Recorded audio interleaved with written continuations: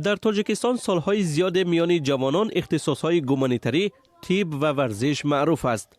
اما بعد از گرفتن دیپلم از 2/3 ختم کنندگان با اختصاص خود کار نمی کنند. جوانان دانسته فاکولته های گومانیتری را انتخاب می کنند چون می دانند با آن دانشی که در مکتب ها گرفتند در فاکولته های برنامه سازی و یا لایحه کشی تحصیل کردن نمی توانند.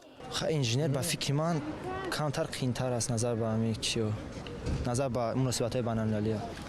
بیشتر فن‌های گومانیتری را دوست می‌دارم. از این رو فاکولته ژورنالیستیکا را انتخاب کردم. Математика, мне кажется, это не мое. ماتماتیکا فنی من نیست. هر چیزی که با فن‌های گومانیتری ربط دارد از آن من است. خیلی پدرم اکونومیست هستند. من میخوام اکونومیست کار کنم در ایرپورت. داوطلبان امتحان‌های ورود به دانشگاه‌ها را در مرکز ملی تستی می‌سپارند. اختصاص‌ها به 5 کلاستر تقسیم شدند. داوطلب از 12 رویه یکی را انتخاب می‌کند و امتحان عمومی می‌سپارد. جوانان کلاستر یکم که تکنیکی و مهندسی است خیلی کم انتخاب می‌کنند.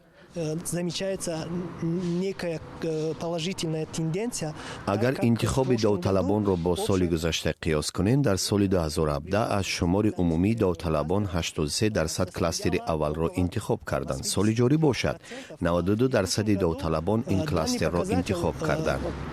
составляет около 92%.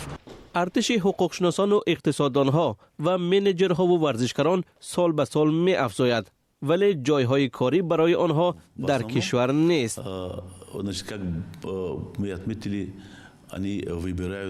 داوطلبان اساساً رویه‌های گومانیتری را انتخاب می‌کنند. انتخاب آنها بیشتر سر اختصاص‌های مثل مناسبت‌های بین‌المللی، حقوق شناسی، اقتصادیات می‌افتد. ما برنامه بکالوریات با اختصاص متماتیک نظریوی داریم، اما یک جا همگی 25 کس داوطلب شدند. در جمهوری کمبود مهندسان و متخصصان تکنیکی شدیداً احساس می‌شود. در مورد آنکه چه مقدار متخصصان عین زمان نمی‌رسند معلومات نیست. مرکز هر سال در میان خوانندگان مکتب‌های همگانی میانه و میانه مخصوص کارهای فهماندهی میبرد تا که داوطلبان را به کلاستر یکم به آن اختصاص‌هایی که واقعاً در بازار مهنت به آنها ضرورت وجود دارد جلب کند.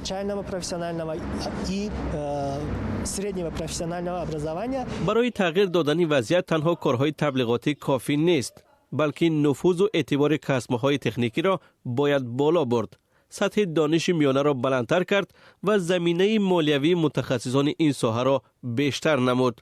متخصصان میگویند این کار از حالا شروع شده است، اما برای به دست آمدن نتیجه سالها ضرور است.